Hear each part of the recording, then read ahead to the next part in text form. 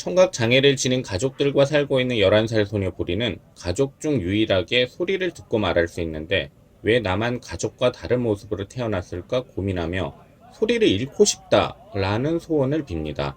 부모와 잠시 헤어져 매우 두렵고 불안한 보리에게 여자 경찰관은 상황 파악을 위해 다그치기보다는 짜장면을 같이 먹으며 공감하며 보리의 마음이 편안해질 때까지 기다려줍니다. 여자 경찰관의 따뜻한 마음으로 인해 이제부터 보리에게 짜장면은 안전과 행복을 의미합니다. 영화 나는 보리. 공연 읽어주는 기자 천사옥입니다. 난 왜 정화하지 못했나? 상처받지 마라. 취향일 뿐이다. 심리학책 2권의 저자이고 전자신문 계열사 전자신문 엔터테인먼트 문화예술 담당 기자입니다. 공연 읽어주는 기자 영화 리뷰 94번째 시간은 김진유 감독의 나는 보리 리뷰, 짜장면이 보리에게 마음의 안정감을 주는 이유는 입니다. 제44회 서울독립영화제 시프 2018 서독제 2018 특별 초청 부문에서 상영됐을 때 썼던 리뷰를 개봉에 맞춰 리딩합니다. 김하송 배우가 보리 역입니다. 리뷰 포인트 하나, 소외되지 않고 소속되기를 바라는 마음.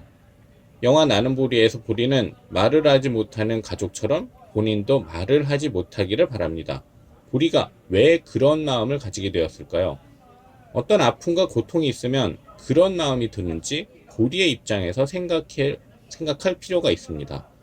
가족들이 가지지 못한 것을 가졌다는 게 축복일 수도 있지만 보리에게는 그것이 오히려 결핍으로 작용할 수 있다는 점을 염두에 둘 필요가 있죠. 소외되지 않고 소속되기를 바라는 마음이 가장 컸을 것인데 본인만 말을 한다는 게 미안했을 수도 있습니다. 보리가 미안해할 사항이 전혀 아님에도 불구하고 그런 마음을 가졌을 수도 있습니다. 한국말을 잘하는 터키 사람을 보면 일반적으로 우리는 친근함을 느낄 것인데 보리는 어떤 마음이 들까요? 영화 속 캐릭터가 아니라 현실의 인물이라면 우리 중에 보리의 마음을 진심으로 공감해주는 사람은 얼마나 될까요? 보리는 가족들 못지않게 위로받아야 할 존재입니다. 그런데 그런 생각을 하면 보리 스스로도 자신이 이기적이라고 생각할 수도 있죠. 보리에게 내가 위로를 해야지 내가 무슨 위로를 받아야 한 라고 말하는 사람도 있을 것입니다. 이런 외부의 반응에 보리는 말도 제대로 못하고 얼마나 힘들었을까 생각하면 마음이 아픕니다. 리뷰 포인트 2. 의도적으로 띄어쓰기를 하지 않은 영화 제목.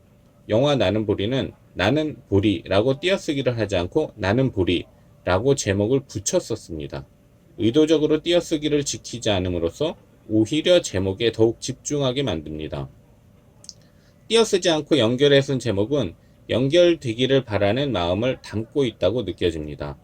나와 보리라는 이름, 객체 사이의 간극을 줄이려는 감독의 의지가 제목에 반영됐다고 생각합니다. 영어 제목은 보리인데 한국어 제목이 가지고 있는 디테일한 뉘앙스를 다 담고 있지는 않는 것으로 보이죠. 리뷰 포인트 셋. 보리에게 짜장면을 마음의 안정감으로 만들어준 여자 경찰관. 부모와 잠시 헤어지게 된 보리는 부모를 찾아달라고 경찰서에 갑니다. 보리를 맡은 여자 경찰관은 어떻게 된 것인지 부모가 누구인지 알아내기 위해 다그치지 않고 기다려주는 미덕을 발휘합니다. 짜장면을 사주고 자신의 것까지 추가로 시켜 같이 먹습니다. 보리가 불안감을 느끼지 않게 하기 위해 편안하고 친근한 분위기를 만든 것이죠. 영화에서 강력하게 표현되지는 않지만 여자 경찰관은 마음이 무척 따뜻하고 배려심이 많다는 것을 알 수 있습니다. 잠시 등장한 여자 경찰관은 보리와 영화의 분위기가 공포감에 빠지지 않도록 만드는 역할을 합니다. 그녀로 인해 보리에게 짜장면은 이제 마음의 안전을 주는 매개체가 됩니다. 살면서 두렵고 힘들 때 보리에게 짜장면은 안전감을 주는 음식으로 작용할 것입니다. 이런 마음의 선물을 준 여자 경찰관으로 인해 보리에게 짜장면은 이제부터 안전과 행복을 의미합니다. 진정성 있는 작은 배려는 한 사람의 인생에 정말 큰 힘이 될 수 있다는 것을 영화 나는 보리는 보여줍니다.